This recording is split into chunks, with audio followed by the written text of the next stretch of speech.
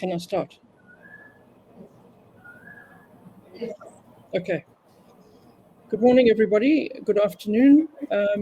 Welcome to the session about the Audience First Newsroom. I'm sitting in London and I'm delighted to welcome to the session Angela Pacienza, who's in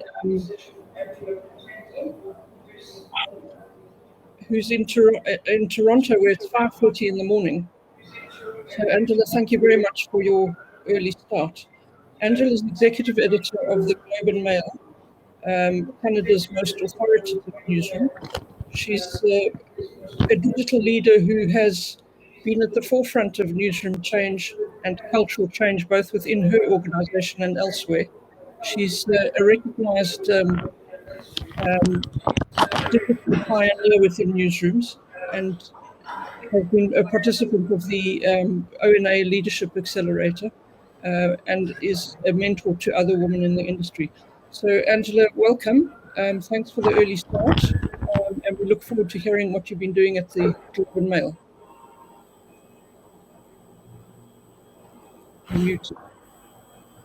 It is a little bit early, but all good on my end. Can we put up the presentation? There we go. So today I'm going to share with you how we became an audience-led newsroom. This was something that we started about 5 years ago and has really helped us get through COVID in many ways. We can go to the next one. Next slide. So a little bit about the Globe and Mail. We're an old legacy newspaper, so about 175 years old. We've had a paywall since 2012. And one of the challenges for us is that we tried to become digital first many times, and the culture never took hold. And I think what worked for us finally was changing the language to being audience-led. And it was something that was easier for everyone to get around. If print was your first focus, or not, listening to the audience was something that everybody could get around, or could wrap their heads around. Next slide. Okay, so what did we want? We, first and foremost, we're a business and a newspaper and a media outlet, so we wanted to grow our audience. We wanted to listen.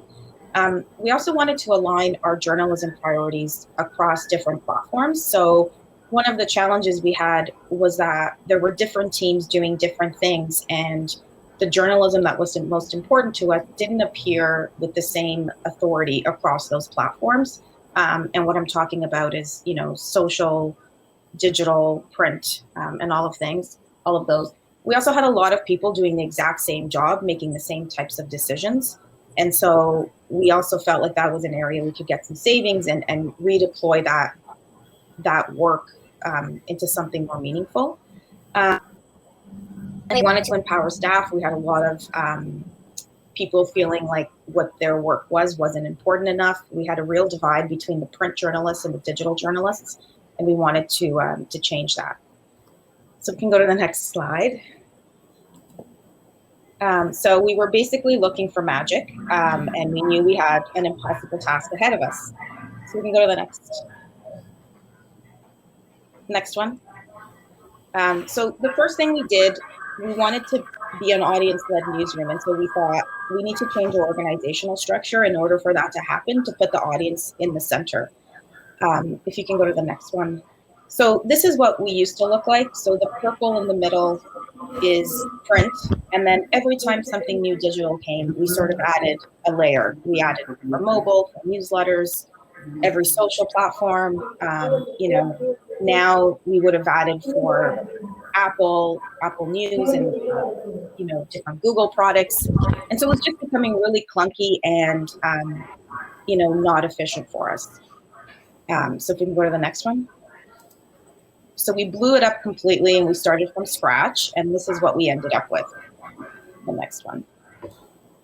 Okay, so we ended up with 3 groups, and you can see we put the audience in the middle. And what that really helped us do was focus all of our efforts into working for that middle piece, which is the audience. So we have a gathering group, and this is where all of our content creation happens. So all the reporters and the assignment editors are in this group. We changed also the way that we organize ourselves, in that we used to organize ourselves by print section, and we stopped that. We went to topic-based grouping. So for example, we created an environment group, we created a real estate group, we created a health group, all of the sort of things that were more audience driven based on topics that they were searching for, rather than a print newspaper section. We still have those newspaper sections, but we don't organize ourselves that way. This group is also platform agnostic, so they don't think about what goes in print. They don't think about what goes digital. They don't think about what gets alerted. They don't determine any of that. They just really focus on breaking news, investigations, data journalism, like, our core things. On the complete other end is the experience team. Now, these are the people, so this is part of my group. And what this group really thinks about is the time and the place and the platform where the audience might be and what they care about at that particular time. It's also our editing group, and our editing group also thinks a lot about the format of stories and whether or not the audience wants it in that format. So, in the old way, a reporter would have written 5,000 words, I call it the wall of text, and not really thought about the format of that story. And now they're thinking about, well, what are the visual, like, we need the visuals, that's what the story is going to lead with. It might be tweets or other multimedia. It might be told in short little segments. So things like that.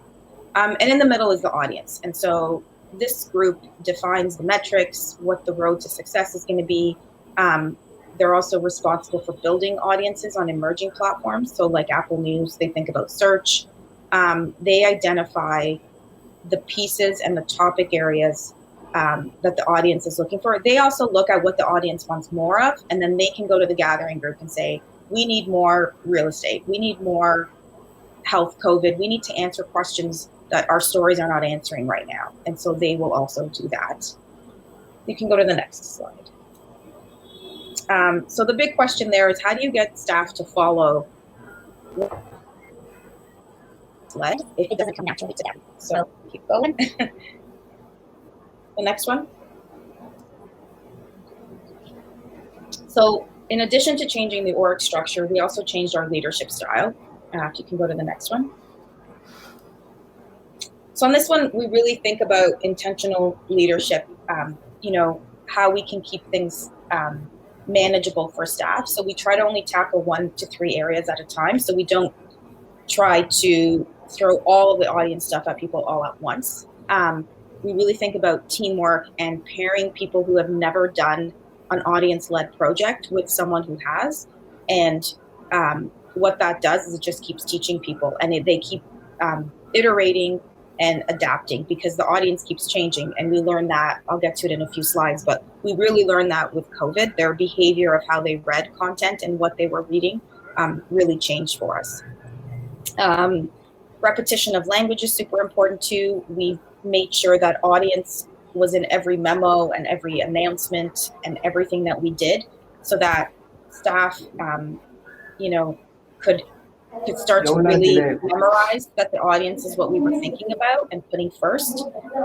We put someone in charge of culture change so that they could talk about the audience at all times to everybody, and do working groups to just keep emphasizing that audience piece of it. And we did a lot of experimentation, and what helped with that is the journalists who were very worried about doing things a different way, we had them do little experiments, so little mini projects, or try writing your story this way, and then we can do a postmortem and see how the audience responded to it. We shared a lot of feedback from readers with our journalists so that they could see that there were real people and it wasn't just management saying we need to do this. So those were some of the things that we did. I can go to the next one. So transparency was also really important to us, to get the newsroom to actually change their behavior. And do you want to go to the next one? So, we just repeated what we wanted the staff to do. We formalized mentoring and coaching. And again, we paired people with audience savvy people so that they could come along faster. We opened all of our meetings too, and we started emailing all of our story plans to the entire newsroom, including what stories were performing well. And now I know a lot of newsrooms do share what stories were performing well. We try to bucket them under what that story did for us, whether it was a subscription play, retention, if it was a brand story, or if it just kept someone there, a retention play. And everyone has access to all of our tools where we have our metrics, so that, you know, one of the things people would say to us in the early days is, well, I don't believe you. I still think I should do it my way. And so we gave them the tools and we had them look it up themselves so that they could see the same things that we were seeing. And that really helped get people to change their minds and start listening to their readers. If you can go to the next one.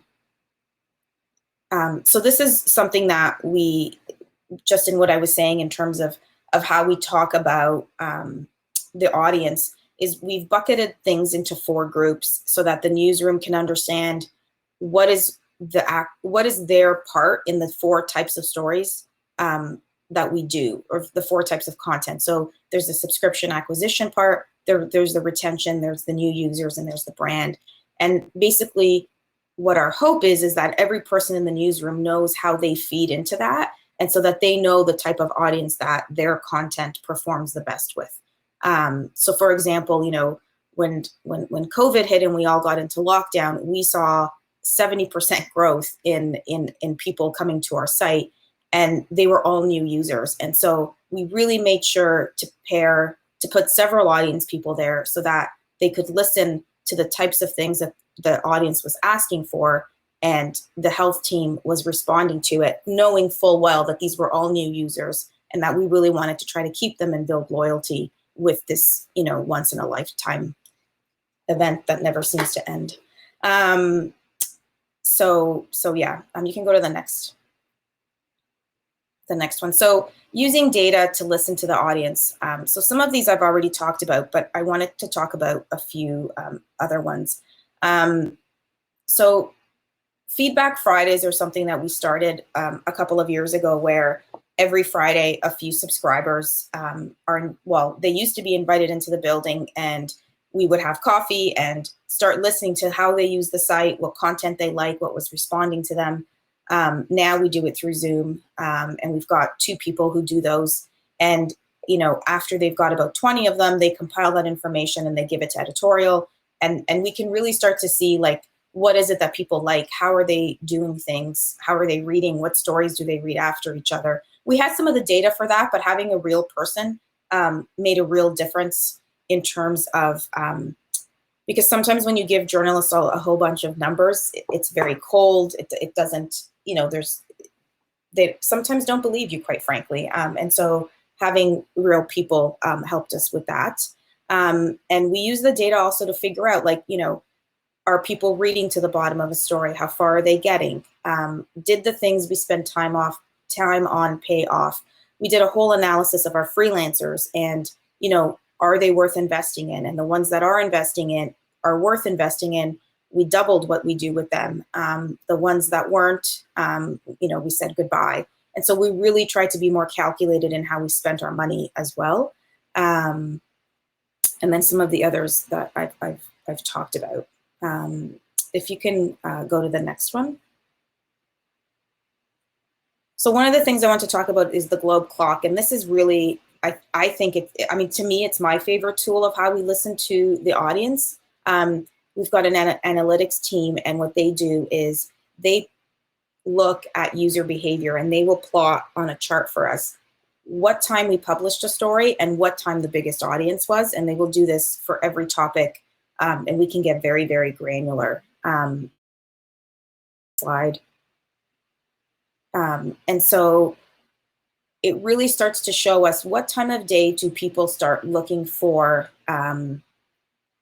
types of content, and are we giving them that content at that time, or is it buried? Like, can they find it? So for example,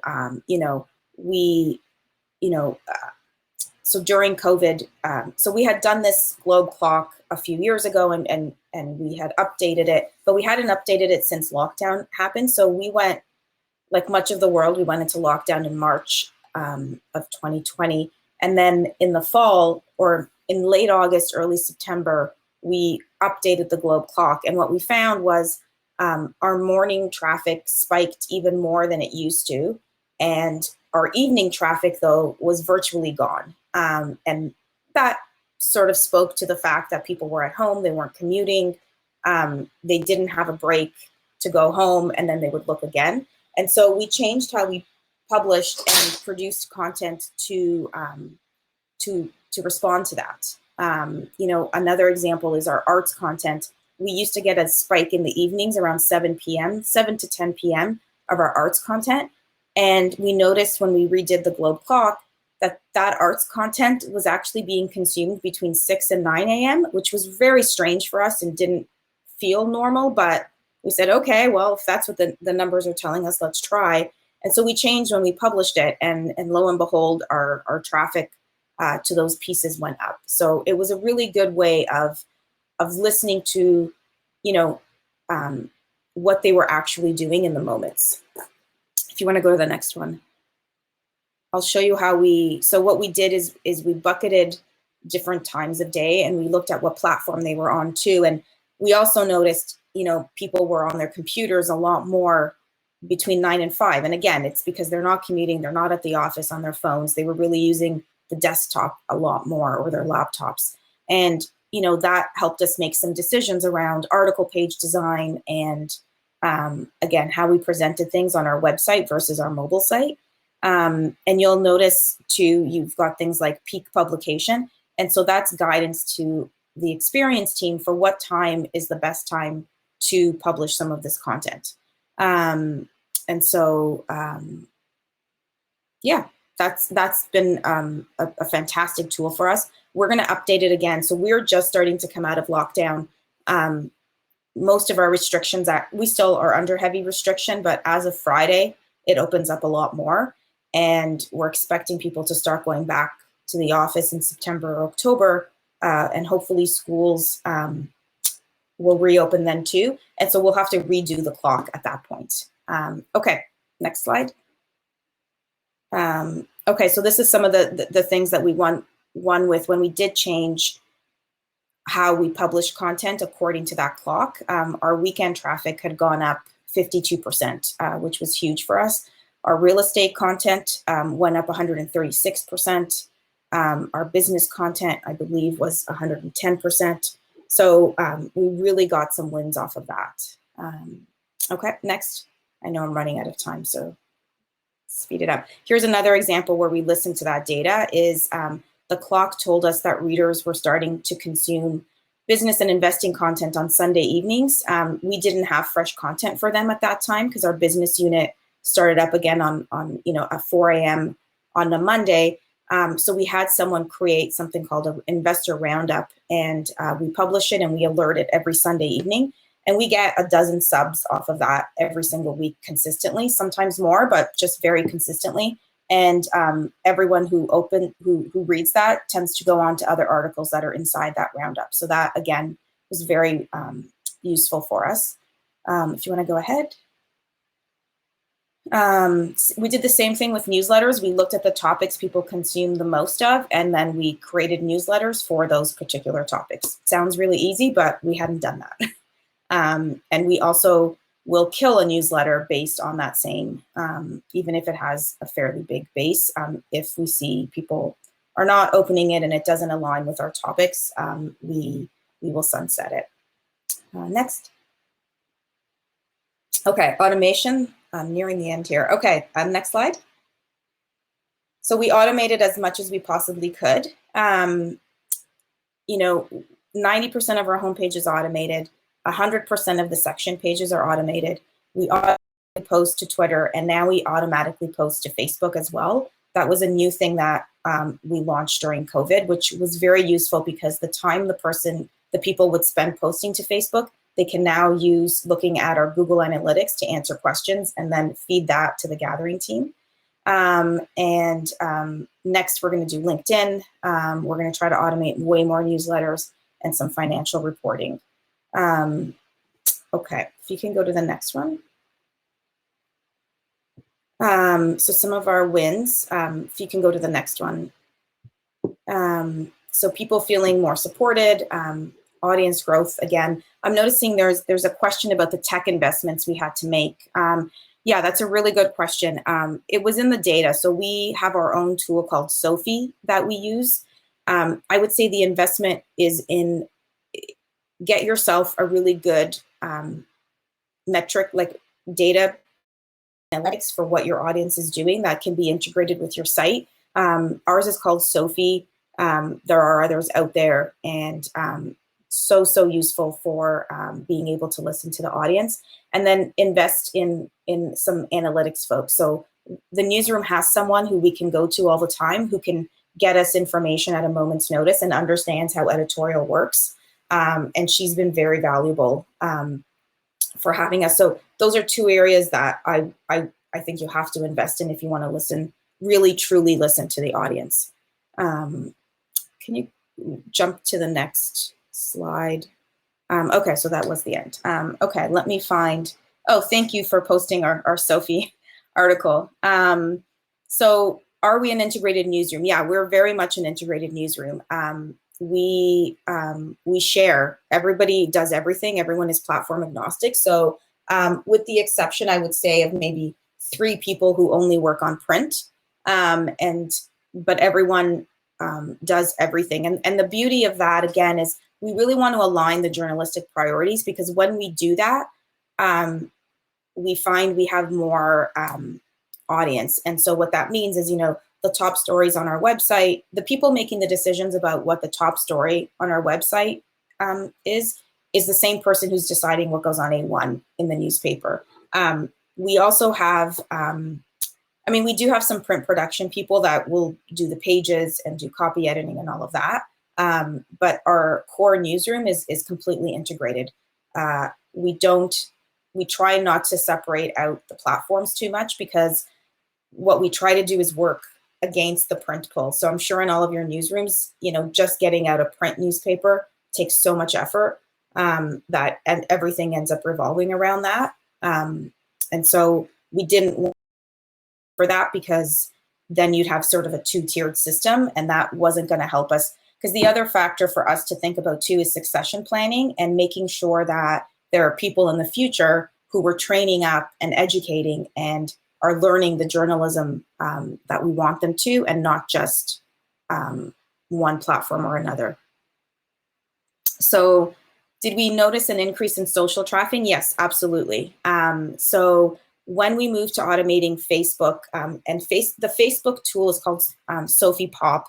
And so it's integrated with Sophie, and it has a predictive modeling tool. And so what it does is it looks up past stories that have done well on social, and it will predict what it thinks will do well. And we've also fed it some topics that we want to make sure we get on social. And so when we started, we only did like 10 a day to make sure it was working. And then we jumped up to 20 a day. And now we're at 45 a day automated posting. And we noticed the increase was about 20% of people engaging with that content.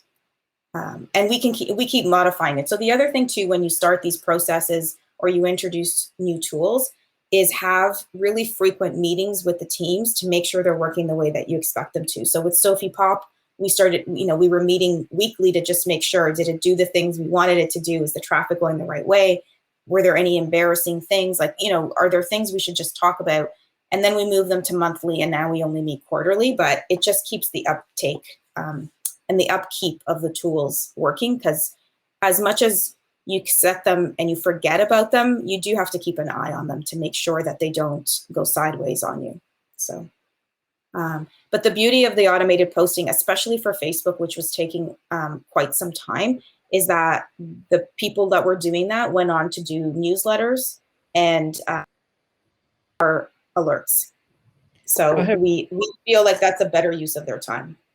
Good. I have a final question, because the session will end sharply in 3 minutes. Sorry.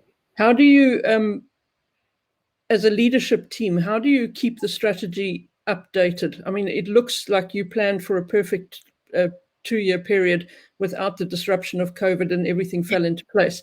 How do you keep evolving your strategy, and how do you communicate that and decide that as a leadership team? Yeah, we look at whether we're doing things correctly about quarterly.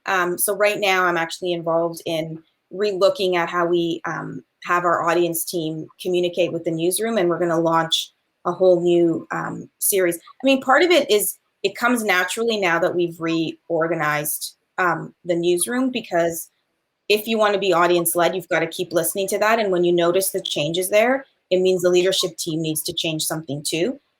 We also changed up who was on the core masthead team, and making sure that you've got the people, you don't just have the traditional type of people, but you've got audience people on that team, so that they're constantly talking to the editor-in-chief and to me and our deputy editor about, what it is the audience is responding to.